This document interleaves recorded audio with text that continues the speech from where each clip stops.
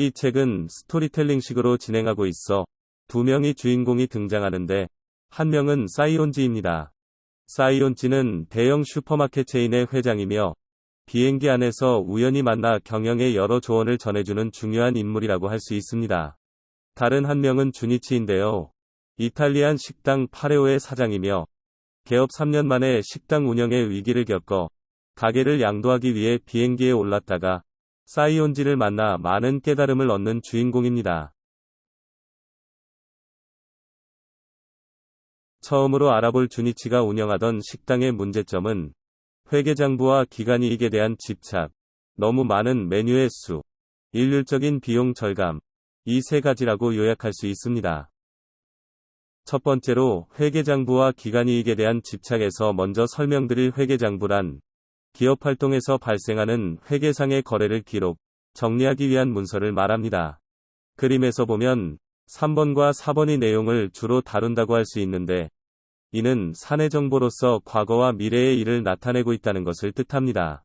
예를 들어 손익계산서는 회사 내부에서 일어나는 과거의 일을 수치화한 것이기 때문에 3번에 속하고 예산, 설비 투자 같은 의사결정을 할 때 사용하는 회계는 회사 내부 미래의 일이기 때문에 4번에 속한다고 할 수 있습니다.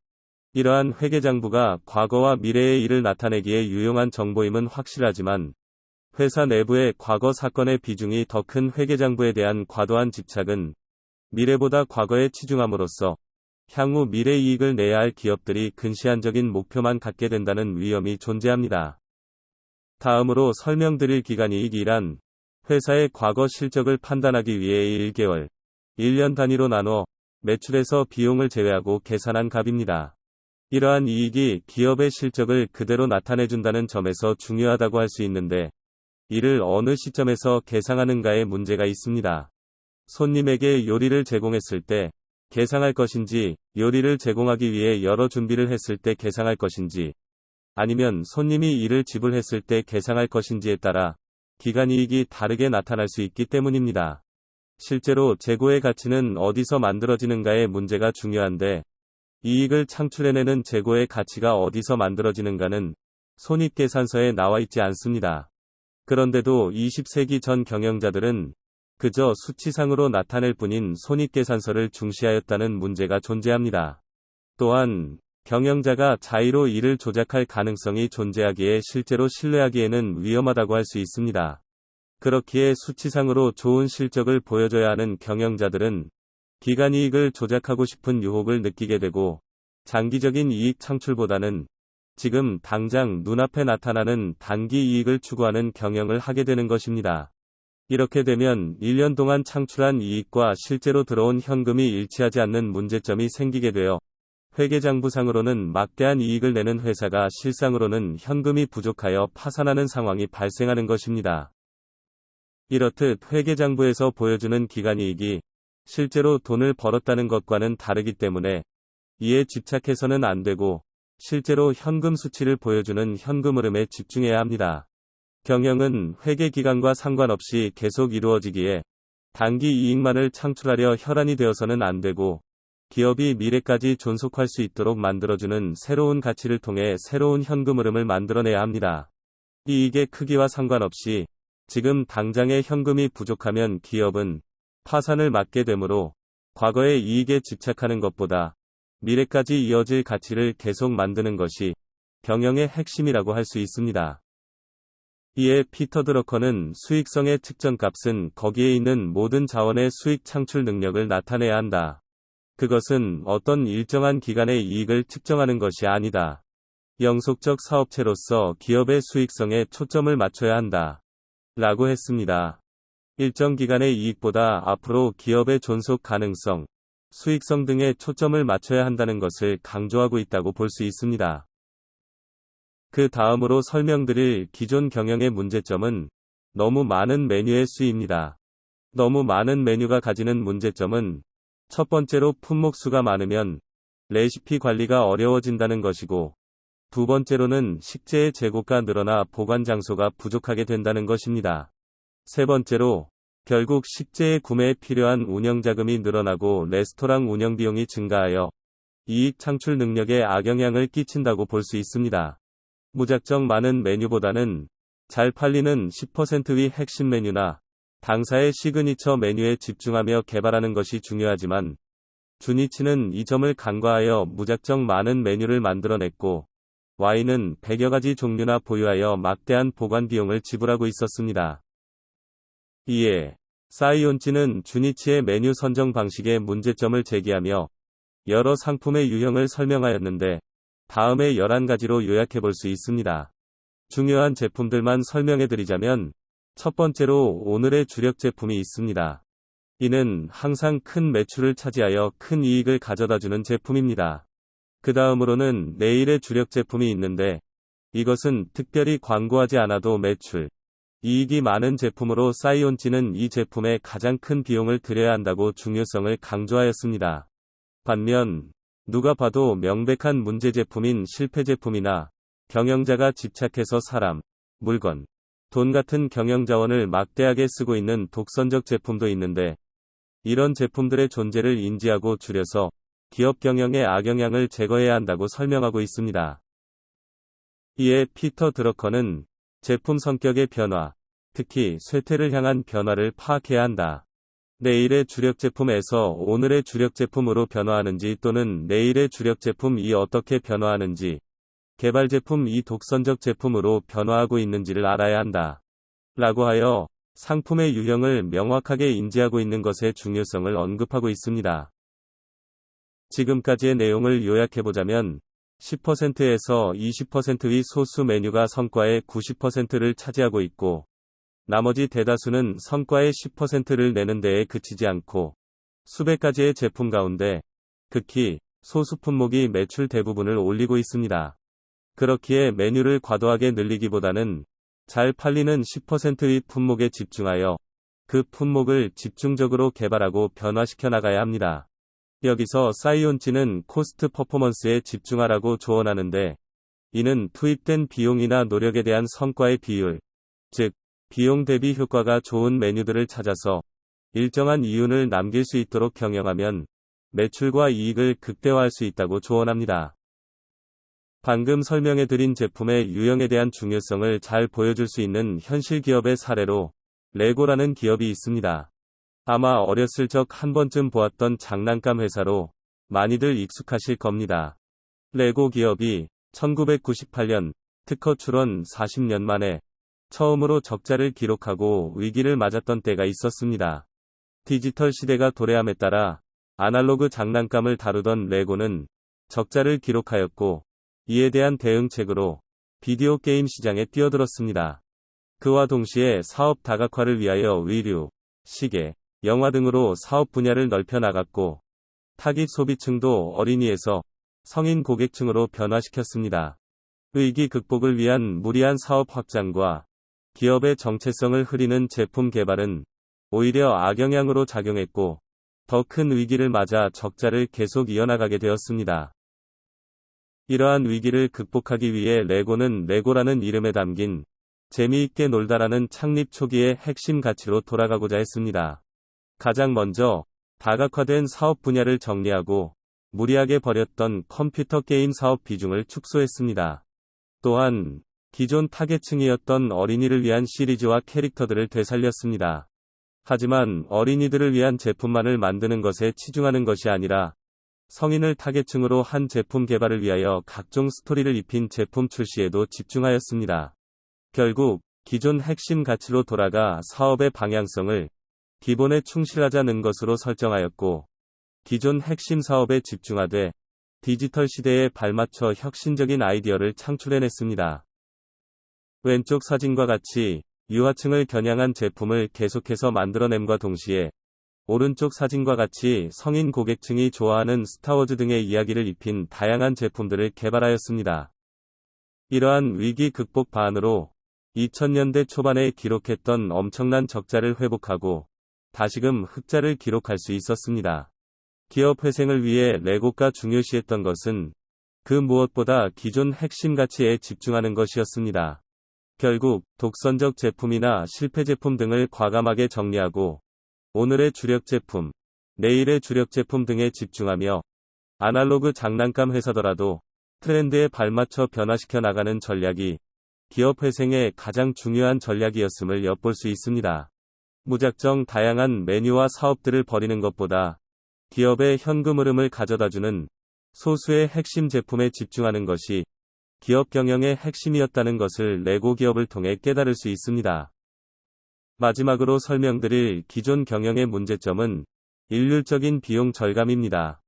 주니치는 레스토랑의 이익을 늘리기 위해 레스토랑 운영에서 발생되는 모든 비용을 일률적으로 5%씩 절감하는 방안을 택했습니다. 하지만 사이온치는 피터 드러커가 말하는 비용 삭감의 핵심 세 가지를 설명하며 일률적으로 비용을 삭감하는 것은 잘못된 해결 방안이라고 충고합니다.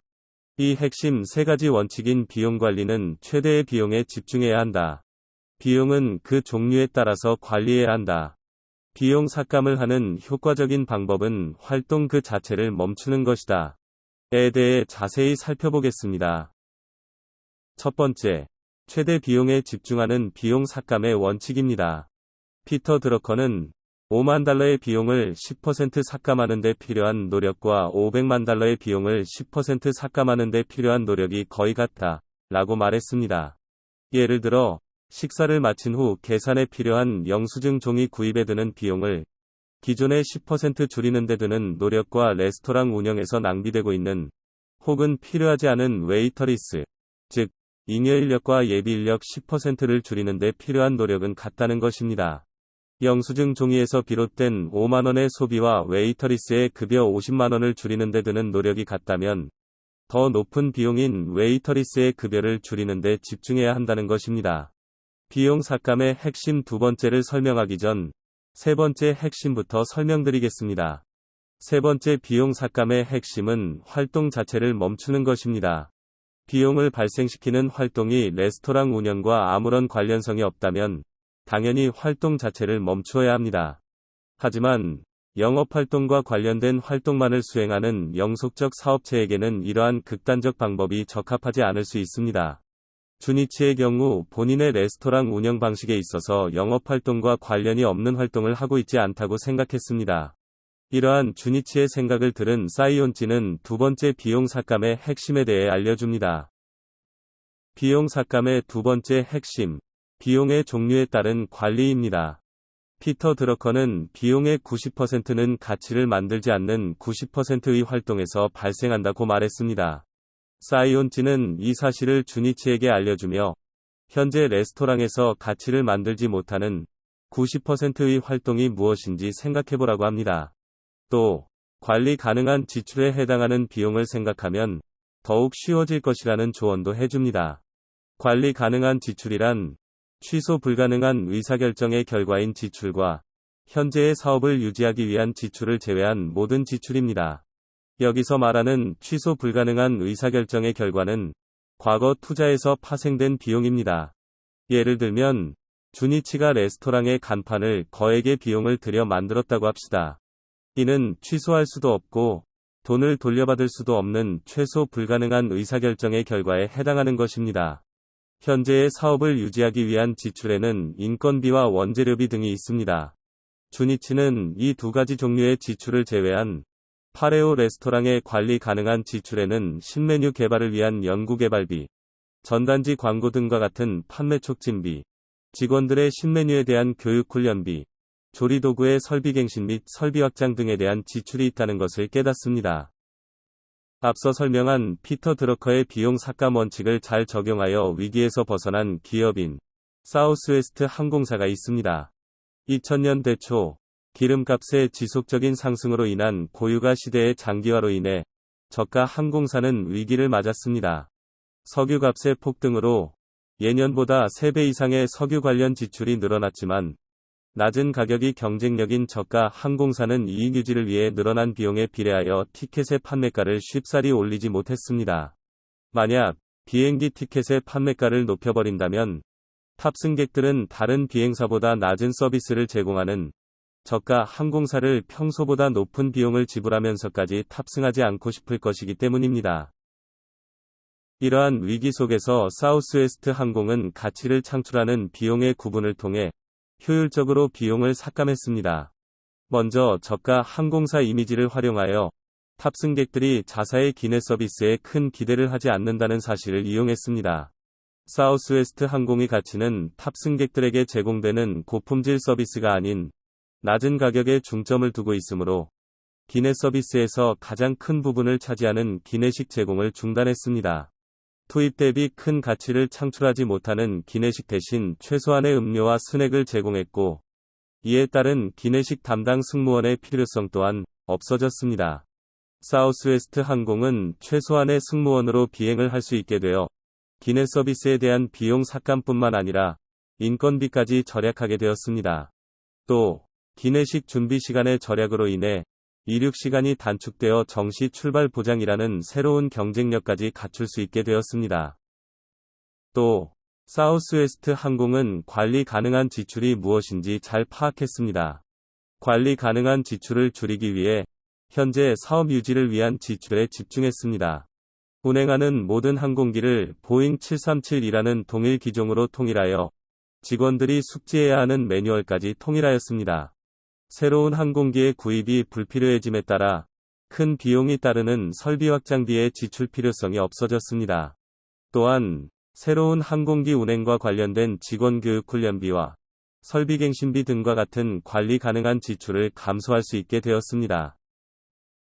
2008년 파이낸셜 뉴스의 기사를 보시게 되면 사우스웨스트사가 단일 기종 보유와 같은 차별화된 비용 절감을 통해서 주요 항공사 중 유일하게 흑자를 달성했다는 사실을 알 수 있습니다.